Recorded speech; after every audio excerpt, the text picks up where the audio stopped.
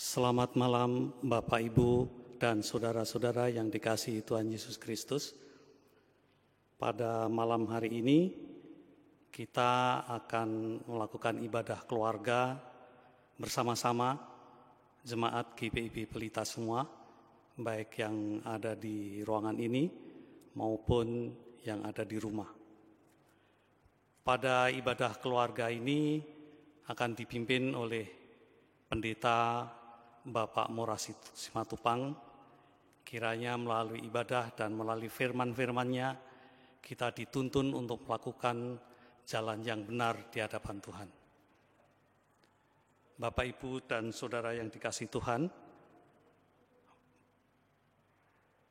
kita semua mengandalkan kekuatan Tuhan untuk mengarungi kehidupan setiap hari agar selalu dalam hidup yang benar. Sebelum kita mulai, marilah kita bersama-sama melakukan saat teduh.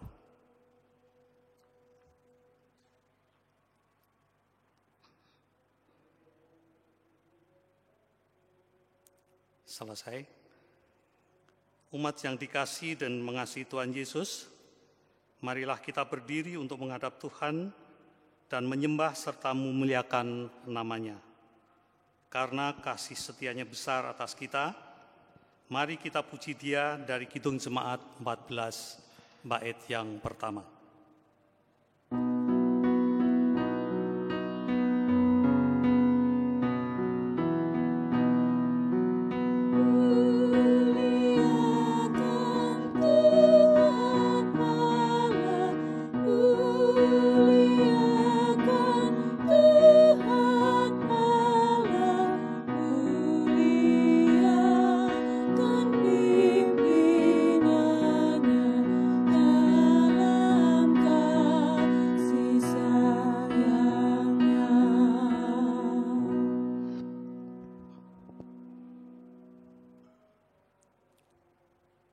Sebelum kita mulai, kita akan buka dengan berdoa. Tuhan Allah Bapa kami yang bertata dalam kerajaan surga, kembali kami menghadap-Mu Tuhan pada ibadah keluarga malam hari ini. Kami serahkan ke dalam tangan-Mu, kiranya Engkau memimpin kami dari awal hingga akhir, dan kiranya Tuhan Engkau membukakan hati kami, sehingga melalui firman yang akan disampaikan sebentar, Engkau akan membukakan hati kami, dan kami akan selalu seturut dengan firman-Mu. Dalam nama Tuhan Yesus, kami mengucap syukur dan terima kasih. Amin.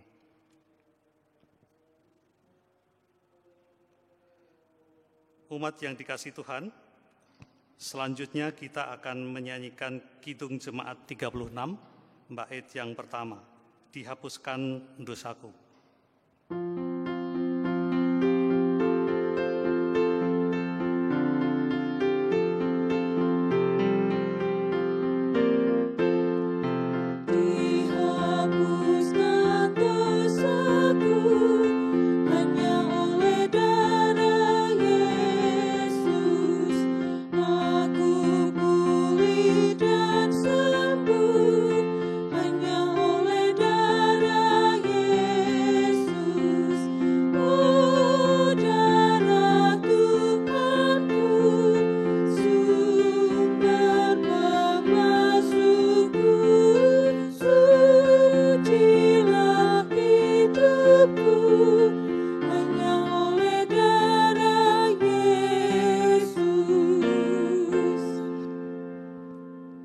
Yang dikasihi Tuhan, marilah kita ungkapkan mazmur pujian berdasarkan Mazmur 111 ayat yang pertama sampai dengan ayat yang ke-10. Mari kita bermazmur. Kebajikan Allah. Haleluya. Aku mau bersyukur kepada Tuhan dengan segenap hati, dalam lingkungan orang-orang benar dan dalam jemaah. Besar perbuatan-perbuatan Tuhan, layak diselidiki oleh semua orang yang menyukainya. Agung dan bersemarak pekerjaannya, dan keadilannya tetap untuk selamanya. Perbuatan-perbuatannya yang ajaib dijadikannya peringatan, Tuhan itu pengasih dan penyayang. Diberikannya rezeki kepada orang-orang yang takut akan Dia. Ia ingat untuk selama-lamanya akan perjanjiannya. Kekuatan perbuatannya diberikannya kepada umatnya dengan memberikan kepada mereka milik pusaka bangsa-bangsa. Perbuatan tangannya ialah kebenaran dan keadilan, segala titahnya teguh, kokoh untuk seterusnya dan selamanya, dilakukan dalam kebenaran dan kejujuran. Dikirimnya kebebasan kepada umatnya, diperintahkannya supaya perjanjiannya itu untuk selama-lamanya. Namanya kudus dan dahsyat, permulaan hikmat adalah takut akan Tuhan. Semua orang yang melakukannya berakal budi yang baik, puji-pujian kepadanya tetap untuk selama-lamanya. Jemaat dipersilahkan duduk.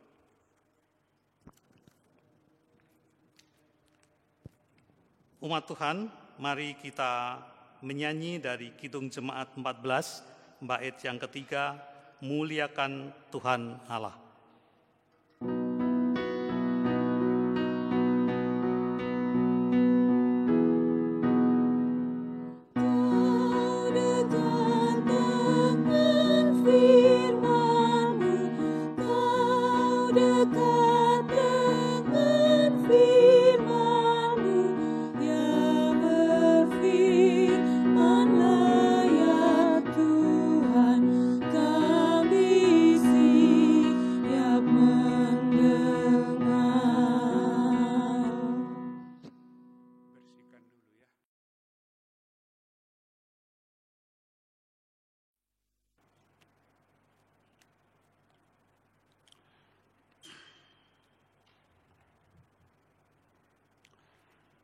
Jemaat Tuhan, kita akan mendengarkan sabda Tuhan yang kudus, dan marilah kita berdoa mohon bimbingan Roh Kudus. Perjalanan hidup kami hingga di sini, kami dapat lalui hanya karena kasih-Mu ya Tuhan Yesus. Kami bersyukur atas semua itu, dan di malam ini kami mau belajar dari firman-Mu yang kudus yang tertulis di dalam Alkitab, supaya ada pegangan bagi kami di dalam menjalani kehidupan selanjutnya, sehingga hidup kami menjadi berkat sekarang dan seterusnya. Di dalam nama Tuhan Yesus kami berdoa. Amin. Jemaat Tuhan, mari berdiri.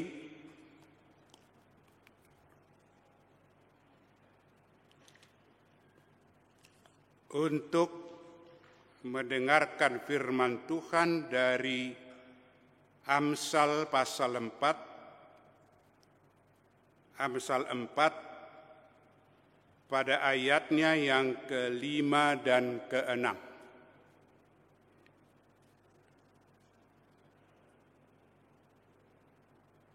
Demikian, perolehlah hikmat, perolehlah pengertian, jangan lupa dan jangan menyimpang dari perkataan mulutku. Janganlah meninggalkan hikmat itu, maka engkau akan dipeliharanya. Kasihilah dia, maka engkau akan dijagainya. Demikianlah firman Tuhan, terpujilah Kristus, haleluya.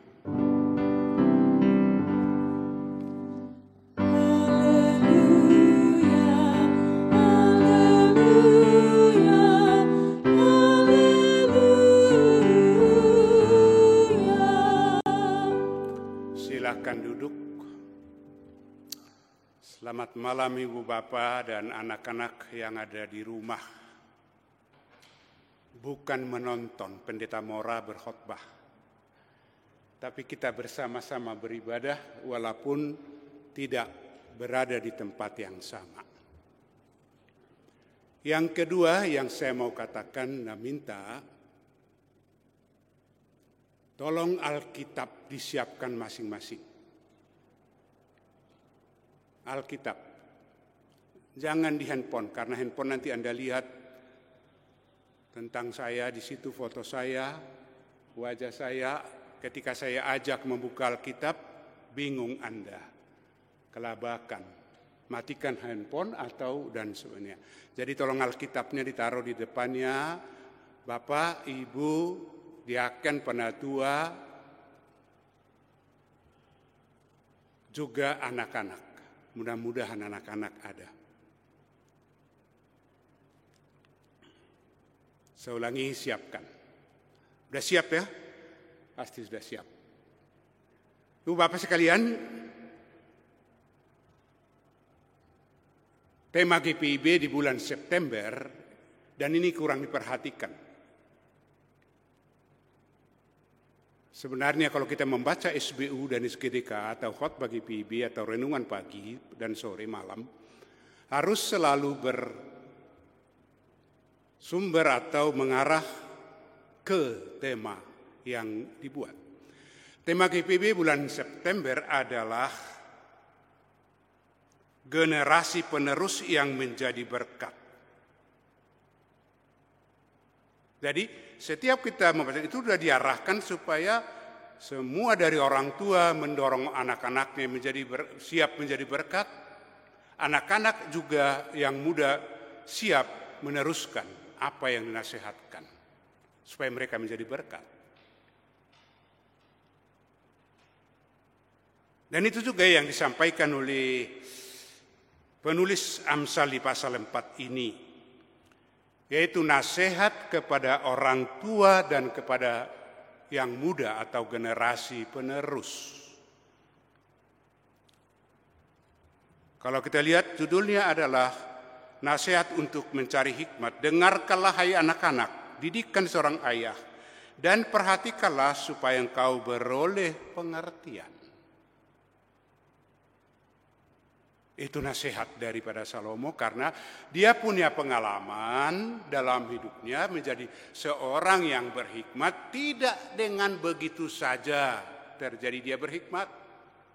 Banyak orang sekarang ini, Tuhan mau bekerjakan suatu pekerjaan, Tuhan berikan kami hikmat. Beroleh hikmat itu melalui satu proses, tidak sesuatu yang kalau kita minta datang, habis itu hilang.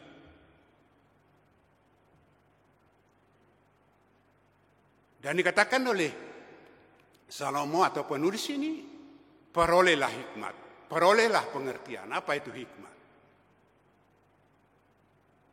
Hikmat adalah, saya singkatkan aja, yaitu kuasa yang memberi kemampuan hati. Jadi bukan kemampuan otak. Kuasa yang memberi kemampuan hati.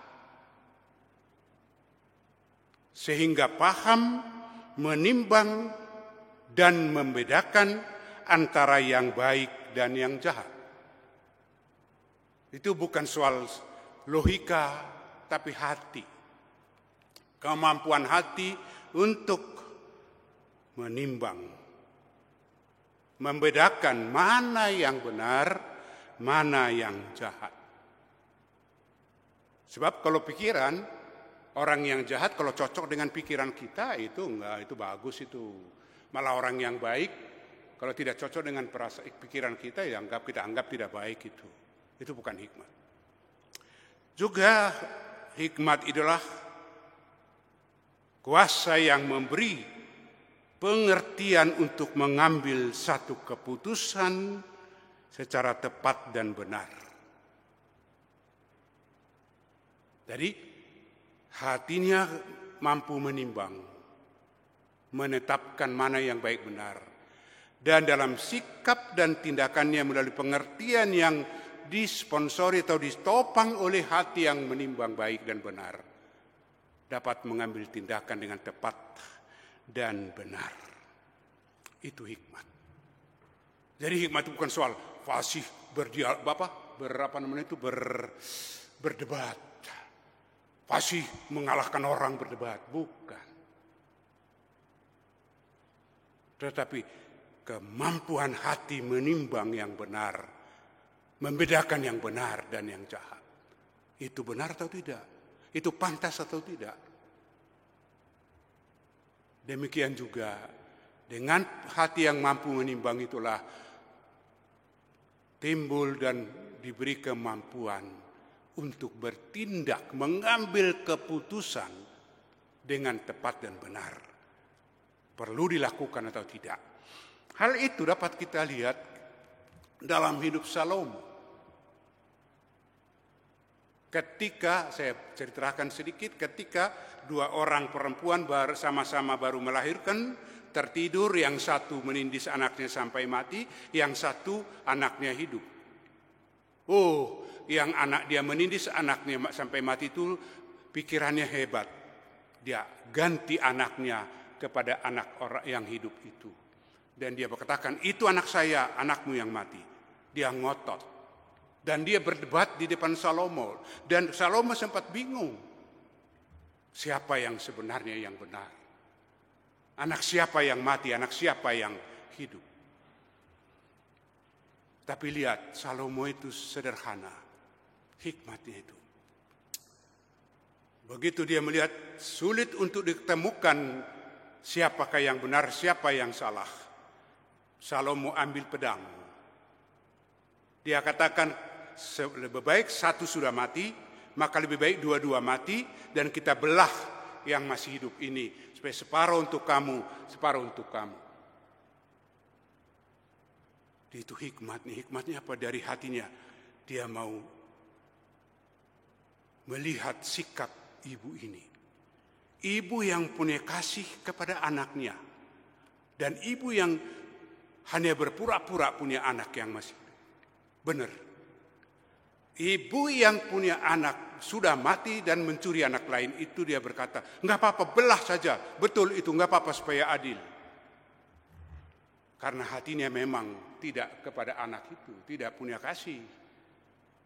Tapi si ibu yang punya anak yang hidup itu dia katakan, tidak usah Tuhan, lebih baik anak itu hidup daripada mati. Dan dia diserahkan ke sana, enggak apa-apa. Karena dia hati seorang ibu. Walaupun anaknya mungkin akan menderita dulu, tapi lebih baik hidup daripada mati. Situlah Salomo, hikmatnya itu menggali dengan hatinya, dia menggali hati dan pikiran orang yang jahat dan benar. Itulah hikmat. Saudaraku, untuk apa sih hikmat itu? Sehingga Salomo berkata, perolehlah hikmat, perolehlah pengertian. Kenapa dia nasihatkan itu? Kenapa dia merasa perlu itu diteladani, dilakukan oleh banyak orang? Coba buka Alkitab. Yang di sini buka Alkitab dong. Manfaat daripada hikmat itu. Untuk orang yang berhikmat itu apa manfaatnya? Dan untuk orang lain juga. Amsal 4 ayat 6. Coba di rumah dibaca. Seorang anak membaca. Ayo anak baca. Ayat 6. Apa manfaat daripada hikmat itu? Sudah? Yaitu saya singkatkan, hikmat itu memelihara orang yang berhikmat itu. Menjaga sehingga tidak mudah terseret, tidak mudah terbawa yang salah. Hikmat itu menjaga orang yang mau mencari hikmat. Sehingga enggak ikut-ikutan yang jahat kalau ada yang jahat. Banyak kan orang ikut-ikutan, waktu baik, semua baik. Begitu berubah jahat, ikut juga jahat. Itu tidak hikmat. Hikmat itu akan memelihara, dia bisa menjaga hatinya. supaya tidak ikut-ikutan. Manfaat yang kedua atau berkat yang kedua dari hikmat, yaitu Amsal 4 ayat 8. Di ayat 8 itu saja. Jadi kita berputar di sini ya, jangan kemana-mana, supaya nggak capek. Ayat 8, saya minta dibaca oleh seorang ibu di rumah atau ibu-ibu. Mari ibu-ibu baca. Amsal 4:8. Dikatakan menjadi terhormat. Bukan dicari-cari, oh dia buat cara begini, dia buat lipstiknya 12 lapis supaya dihormati orang. Enggak.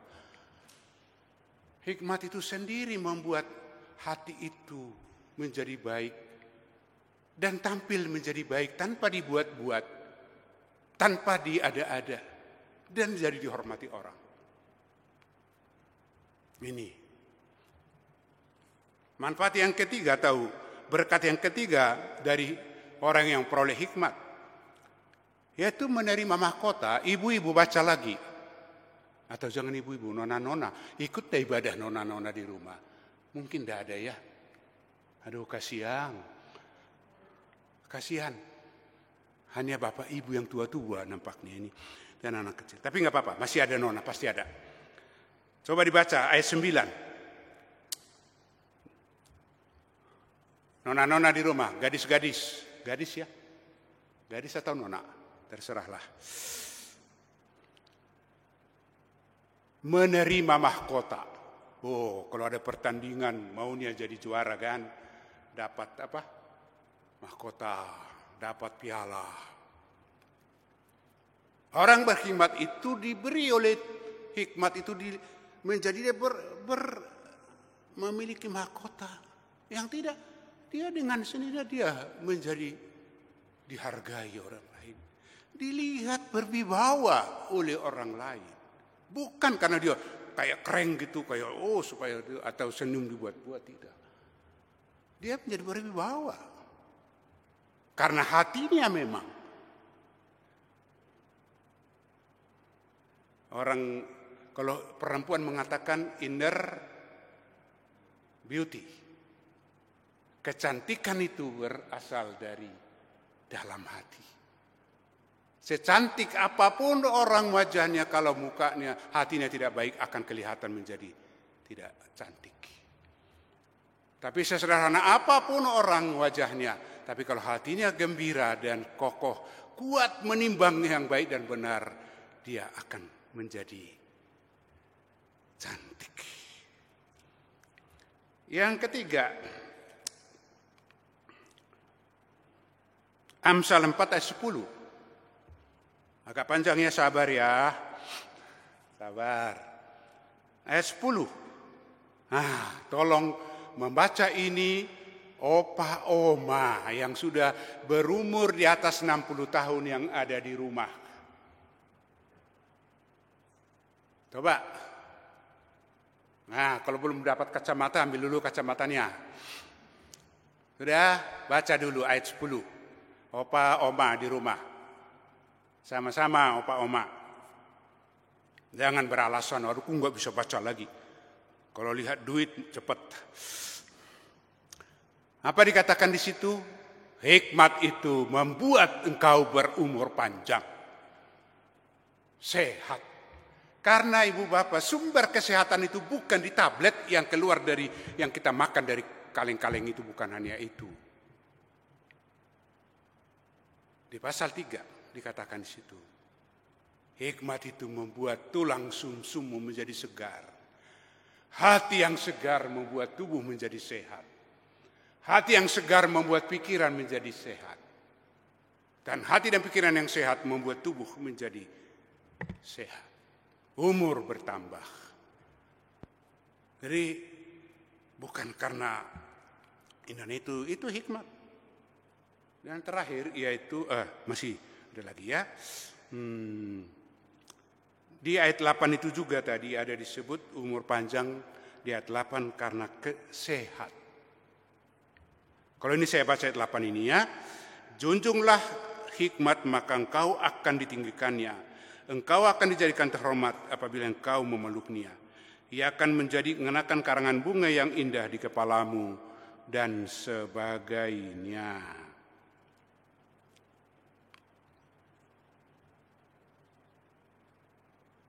Di pasal 38, coba semua membaca di rumah. Pasal 38, termasuk saya. Mari, 1, 2, 3. Itu ayat 78. Jangan engkau menganggap dirimu sendiri bijak. Takutlah akan Tuhan dan jauhilah kejahatan. Itulah yang akan menembuhkan tubuhmu dan menegarkan tulang-tulangmu. Hati yang baik akan menegarkan tubuh. Saudara-saudaraku yang kasih Tuhan, yang terakhir manfaat hikmat adalah pasal 4 ayat 11-12. Ini tolong dibaca oleh Bapak Ibu yang bekerja, yang masih sedang bekerja, dan yang belum bekerja juga nggak apa-apa, supaya dapat pekerjaan. Ya, ayat 11-12 dikatakan, sudah dibaca, yakni akan berhasil di perjalanannya, berhasil di pekerjaannya, sukses di dalam bahasa sekarang ini. Itu karena orang berhikmat itu hatinya baik, maka ketika ada persoalan tidak akan membuat tambah masalah persoalan. Bahkan yang sulit bisa diselesaikan dengan baik. Apalagi yang baik dia akan menjadi baik. Karena hatinya baik. Bagaimana untuk mendapatkan atau memperoleh hikmat itu? Apakah cukup, Tuhan Yesus kami mau beribadah, kami mau melayani, berikanlah kami hikmat. Atau kami sedang mau menghadapi persoalan, berikan hikmat. Habis persoalan selesai, enggak makan selesai, kadang-kadang di rumah malah tambah soal. Aduh, di mana hikmatnya? Karena apa? Mengapa?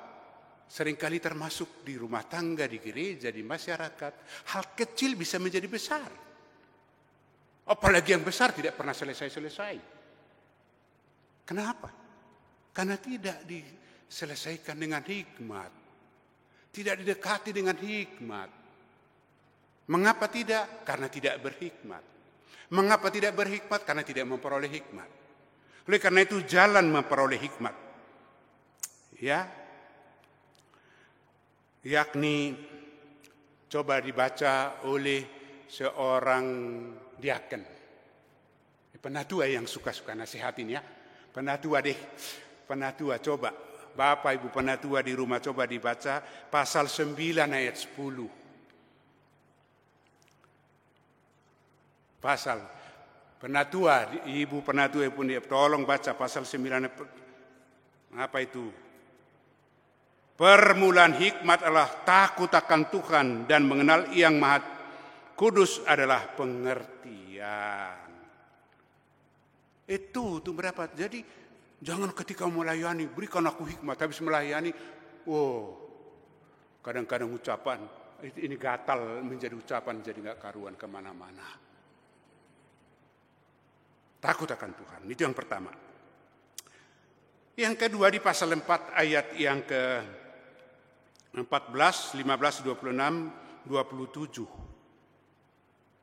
Nih, ada pemuda enggak di rumah? Ikut kebaktian enggak laki-laki pemuda atau pemudi? Sudah? Sudah dibaca? Udah. Dikatakan situ jauhilah yang jahat. Jauhi. Jangan ninambobokan yang enggak apa-apa. Jauhi. Kalau sudah tahu itu jahat karena kau timbang dengan hikmat itu jahat, jauhi. Jangan manja-manjakan. Jadi kalau teman jahat, jauhi kejahatannya. Kalau dia masih jahat, jauhi dia. Sementara lebih baik tidak berteman dengan yang jahat. Supaya kita tidak jadi jahat. Itu hikmat. Itu hikmat. Tapi kalau suka orang Kristen sombong. Supaya kita bisa membawa dia. Kita jadi berkat. Kadang-kadang kita bukan jadi berkat, kita kalah kepada yang jahat. Itu hati-hati. Yang kedua, jalan memperoleh hikmat, yaitu dengan rendah hati meminta kepada Tuhan. Saya sudah kisahkan tadi Salomo bagaimana dia menemukan jalan di tengah perbedaan atau perselisihan dua orang perempuan yang sama-sama mempertahankan kebenarannya. Sebelum itu terjadi, Salomo setelah diangkat menjadi raja, dia minta kepada Tuhan, aku ini orang kecil Tuhan, aku ini tidak berpengalaman. Dari pengalaman belum tentu hikmat, tapi tidak salah pengalaman. Mintalah apa yang kau minta, kekayaan, kekuatan, kata Tuhan kepada Salomo.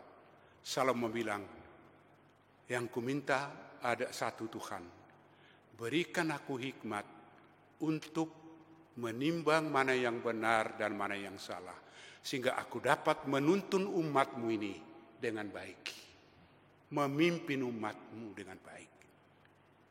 Dengan rendah hati dia minta. Dia tidak minta formalitas normatif. Tuhan, kami mau rapat ini supaya perbedaan-perbedaan selesai dan tidak ada, berikan kami hikmat. Tetapi perbedaan ini makin tajam. Karena hanya formalitas, tidak rendah hati. Rendah hati bukan pada saat formalitas, tapi dengan rendah hati. Salomo meminta ini ketika dia berdua dengan Tuhan, bukan di depan orang banyak. Seringkali kita minta pertolongan Tuhan ketika di depan orang banyak seperti lihat, sekaya kita. Jangan. Di rumah juga, ibu bapak jangan. Ketika anak-anak juga mau ujian, mau bekerja, nggak usah hanya berdoa ketika di depan. Tuhan tolong anakku mau ujian di depan anak-anak saja. Ketika anak sudah tidak ada, doa orang tua. Bimbing anak-anak berdoa itu hanya di depan orang tua. Meminta hikmat. Jalan yang ketiga, yaitu mau belajar dan menerima nasihat. Wah, ini yang tidak mudah. Ya, yang mudah-mudah ya susah ya. Aduh, kalau orang tua kayak pendeta Mora memberikan nasihat, dia bilang jadul. Kalau orang tua memberi, aduh orang itu zaman kuno bapak, zaman kuno ibu, kata yang muda.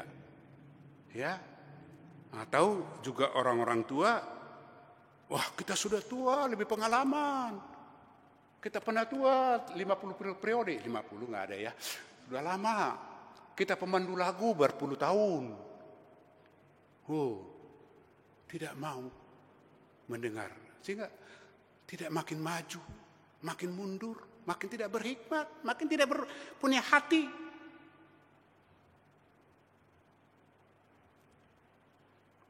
Ini harus belajar dan mau menerima nasihat. Walaupun mungkin yang memberikan nasihat itu tidak kita sukai. Terima dulu. Hargai dulu. Timbang dulu. Kita kadang-kadang kalau memang kira-kira orang itu memberi nasihat dan itu ada keuntungan lain dari dia, kita itu dia. Itu nasihatnya benar. Tapi kalau, siapa dia?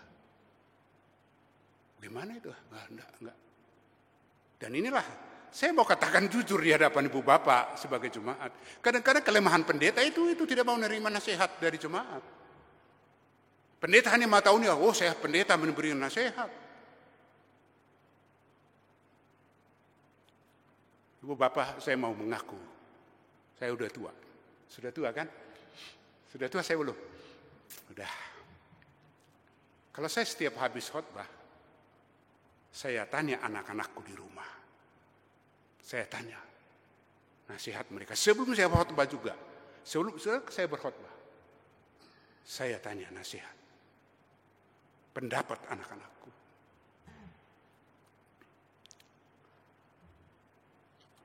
Ya. Kemudian di Amsal 4 ayat 23. Jaga hati. Saya langsung ini, ayat 23, jaga hati. Jangan mudah terpengaruh dengan godaan-godaan yang manis dan menggiurkan. Jaga hati, tetap hati yang baik.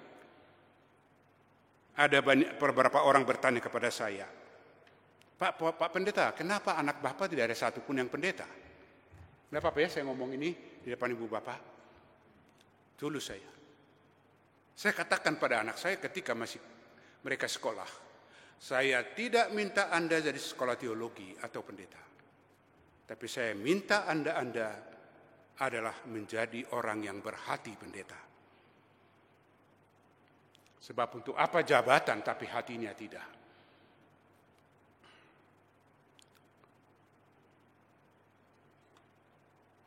Dan itu selalu saya ingatkan. Dan mari kita ingatkan anak-anak kita menjadi orang yang baik. Dan ini tolong dibaca oleh semua diaken penatua di rumah. Pasal 4 ayat 24. Pasal 4 ayat 24. Jalan memperoleh hikmat.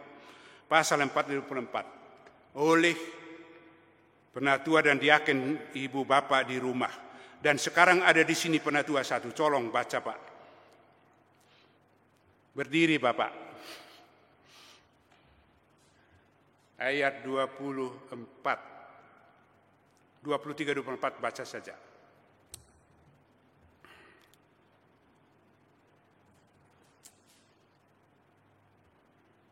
Biarkan matamu memandang terus ke depan dan tatapkan matamu tetap ke muka.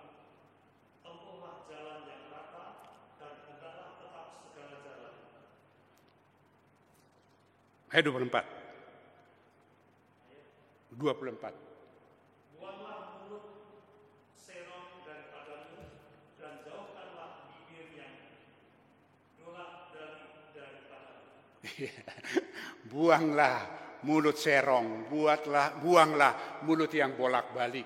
Artinya seorang yang supaya kita berhikmat, jangan berbicara yang tidak jujur. Kalau A katakan A, kalau B katakan B. Di dalam hidup beriman.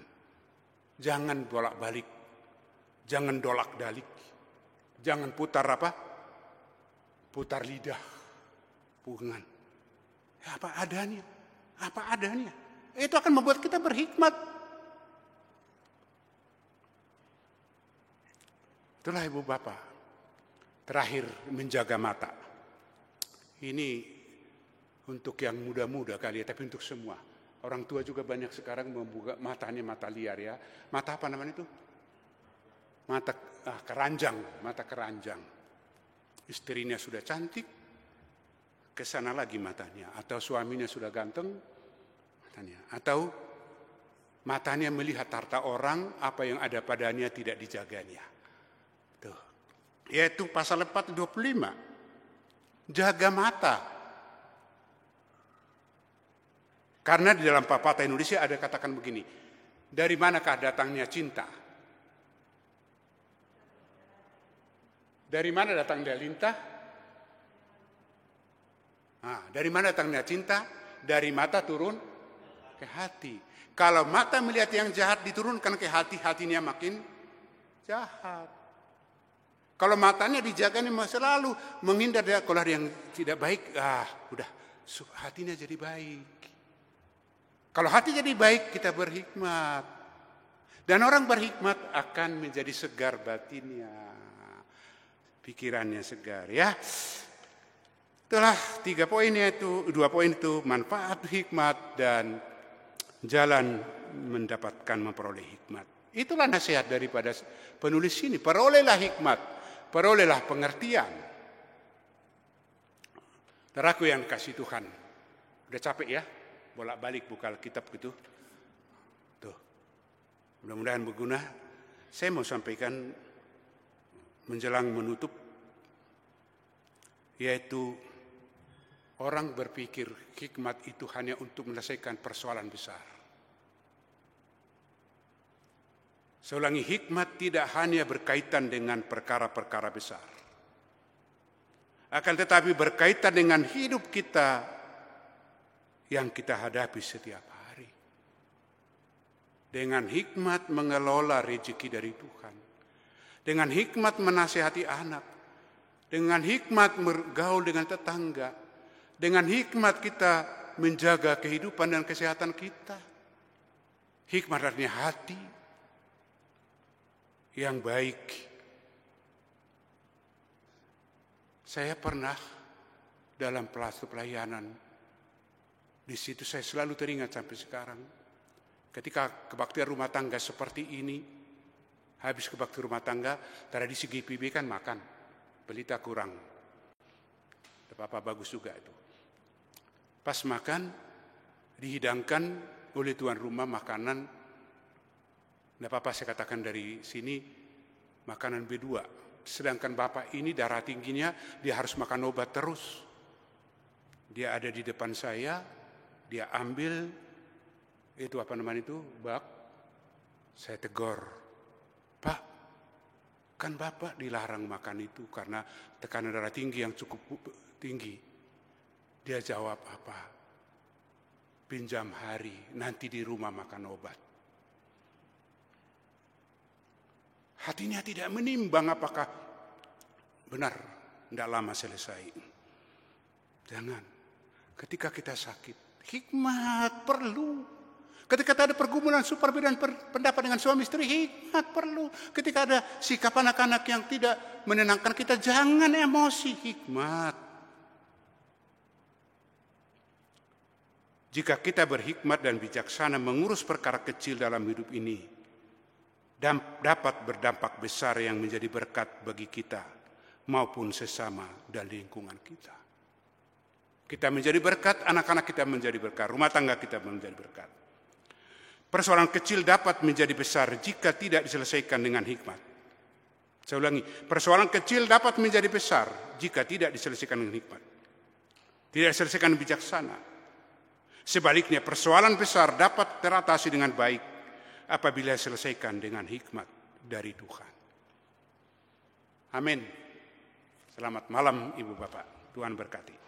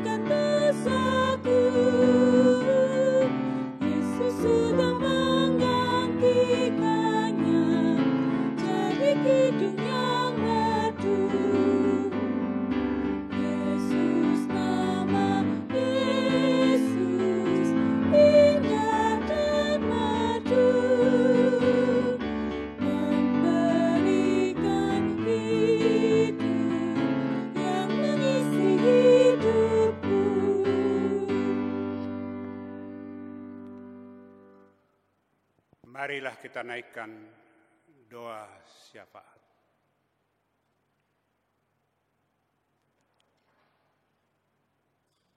Tuhan Yesus, sumber hikmat, kami bersyukur Engkau mengasihi dan mengampuni kami. Benar dan jujur di hadapan-Mu Tuhan. Banyak hal-hal dalam hidup kami tidak kami selesaikan dan hadapi dengan hikmat dari Tuhan karena kami sombong, karena kami merasa benar dan kami merasa kuat. Sehingga ya Tuhan, pergumulan-pergumulan terus melilit hidup kami. Kesulitan-kesulitan seolah-olah tak dapat terlepas dan terus membelenggu kami, melilit kami. Tolonglah kami Tuhan, supaya dengan rendah hati kami memohon kepadamu, Berilah kami hikmat-Mu. Bukan saat-saat tertentu, biarlah dalam sepanjang hidup kami, rumah tangga kami, persekutuan jemaat, seluruh pekerjaan kami, hikmat-Mu itu yang mengaliri hati dan pikiran kami. Sehingga ya Tuhan, perkara kecil tidak menjadi besar, tapi semuanya terselesaikan dengan damai dan membawa sukacita, kemenangan, kesehatan yang baik, keberhasilan, umur yang bertambah, dan damai di hati kami.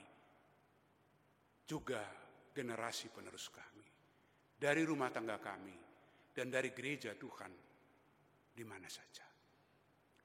Tuhan, kami berdoa, tolonglah kami, supaya kami dekat dengan Tuhan, rendah hati selalu mendekatkan diri dan mengikuti nasihat, ajaran firman Tuhan, baik yang tertulis dalam Alkitab maupun yang disampaikan melalui siapapun yang dipakai oleh Tuhan. Bapa yang mulia dalam Yesus Kristus, kami berdoa bersama. Berkatilah tiap rumah tangga di Jemaat Pelita ini. Setelah sekian puluh hari Rabu kami beribadah di rumah karena pandemi ini. Di masa pandemi ini kami belum dapat bersama. Tapi kami percaya Tuhan tidak meninggalkan kami. Dan tolonglah kami Tuhan supaya kami tidak meninggalkan Tuhan Yesus. Berkati tiap rumah tangga, berkati tiap pribadi. Terima kasih Tuhan. Kami berdoa untuk mereka yang dalam kesulitan. Berikan hikmat pada mereka Tuhan supaya kesulitan itu tidak menjadi makin sulit. Karena dihadapi dengan tanpa hikmat. Tapi biarlah dengan hikmat dari Tuhan mereka menghadapinya dengan hati yang lapang di hadapan Tuhan sebagai hikmatnya. Menyadari semua ada kuasa dalam tangan Tuhan. Maka dengan hati dia mengangkat diri, dia menyerahkan diri dalam kehadapan Tuhan. Sehingga penyakitnya juga diambil oleh Tuhan. Tubuh mereka disegarkan kembali oleh Tuhan. Pelayanan-pelayanan yang ada di Jemaat Pelita, kami berdoa supaya Tuhan tolong mulai dari pendeta, diaken penatua, komisi, pelkat, dan lain sebagainya. Supaya melakukannya dengan tulus dan jujur dalam kasih kepada Yesus Kristus. Sehingga tidak normatif formal, sekedar berlangsung. Tapi dengan hati yang menimbang dengan benar, dan terbuka di hadapan Tuhan melakukan mereka melakukan dengan tepat dan benar. Tuhan, baru saja kami dengar info salah seorang anggota jemaat Tuhan, yaitu Bapak Yehezkiel Matkusa, saat ini dalam kondisi kesehatan makin menurun, bahkan melemah sekarang ini. Sekarang ini bersama jemaat di rumah tangga, hamba bersama dengan seluruh jemaat ini mau mengangkat hati dan memohon, oh Yesus, datanglah, dekati, jumpailah Bapak Yehezkiel Matkusa. Dengan kuasa-Mu ya Yesus, alirkan kuasa-Mu itu untuk memberikan kekuatan baru dan kesehatan baru baginya. Terima kasih Tuhan, kami percaya pada-Mu ya Yesus. Namun semuanya adalah Engkau yang punya kuasa. Terima kasih Tuhan. Malam ini sebelum kami beristirahat, kami bersyukur padamu atas pertolonganmu ketika kami sudah ikut beribadah. bernyanyi melalui nyanyian, doa dan mendengarkan firman-Mu. Ketika kami tidur malam ini, lindungilah kami Tuhan. Sertailah kami dengan kuasa-Mu. Jagailah kami sehingga kami beristirahat dengan baik dan tenang dan tubuh kami disegarkan sesudah beristirahat. Besok pagi dapat bangun dengan baik. Terima kasih Tuhan. Inilah doa kami yang kami bawa kepadamu melalui Yesus Kristus, Tuhan yang telah mengajar kami berdoa. Bapa kami yang di surga, dikuduskanlah nama-Mu. Datanglah kerajaan-Mu. Jadilah kehendak-Mu di bumi seperti di surga. Berikanlah kami pada hari ini makanan kami yang secukupnya. Dan ampunilah kami akan kesalahan kami, seperti kami juga mengampuni orang bersalah kepada kami. Dan janganlah membawa kami ke dalam pencobaan, tetapi lepaskanlah kami daripada yang jahat.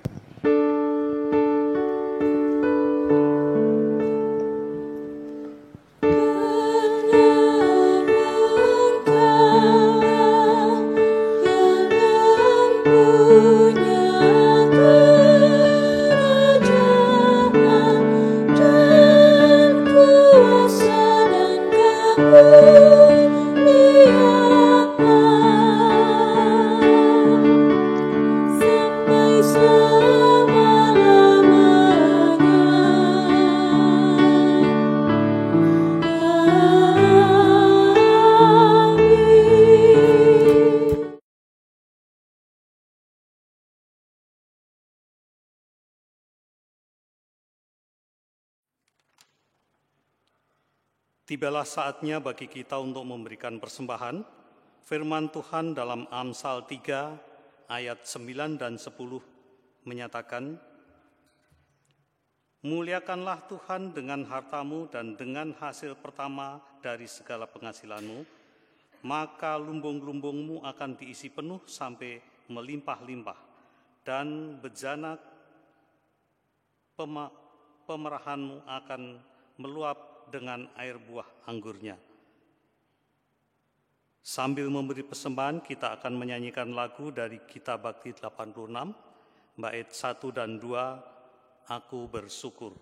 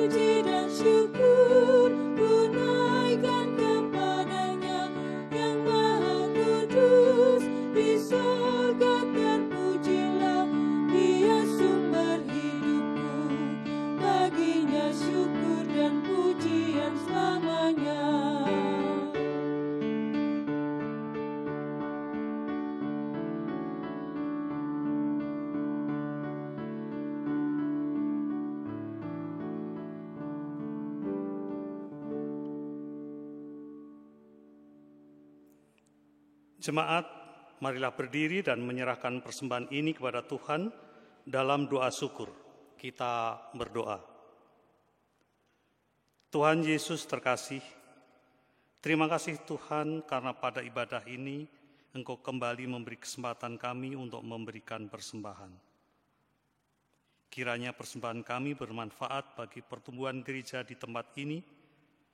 Berkati kami, baik yang sudah maupun yang belum memberi persembahan. Di dalam nama Tuhan Yesus Kristus, haleluya, amin. Jemaat dipersilahkan duduk.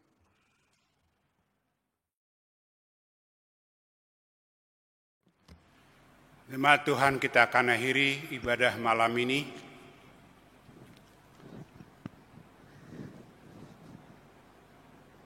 Mari berdiri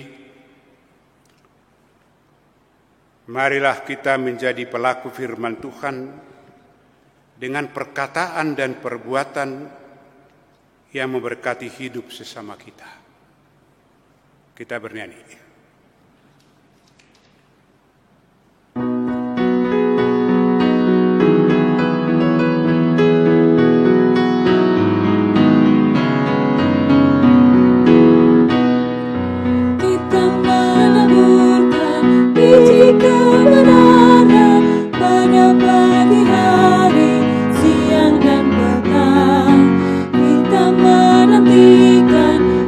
Penuaian pasti ada hasil, hati pun senang. Mari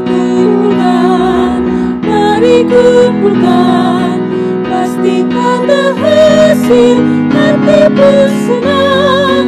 Mari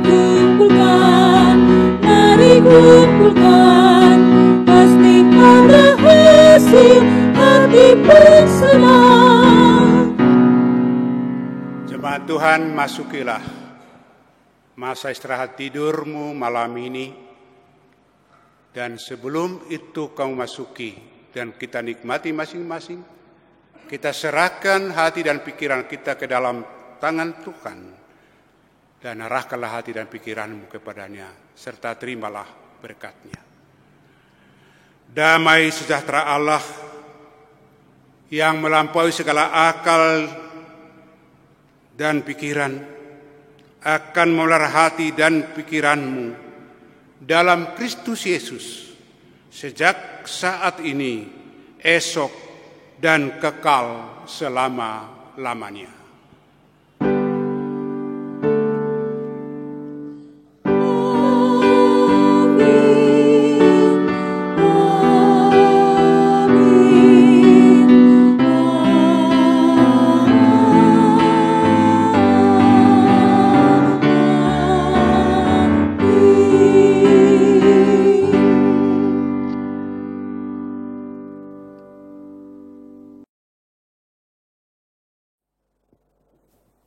Bapak, Ibu, dan Saudara yang dikasihi Tuhan, ibadah rumah tangga malam hari ini sudah selesai.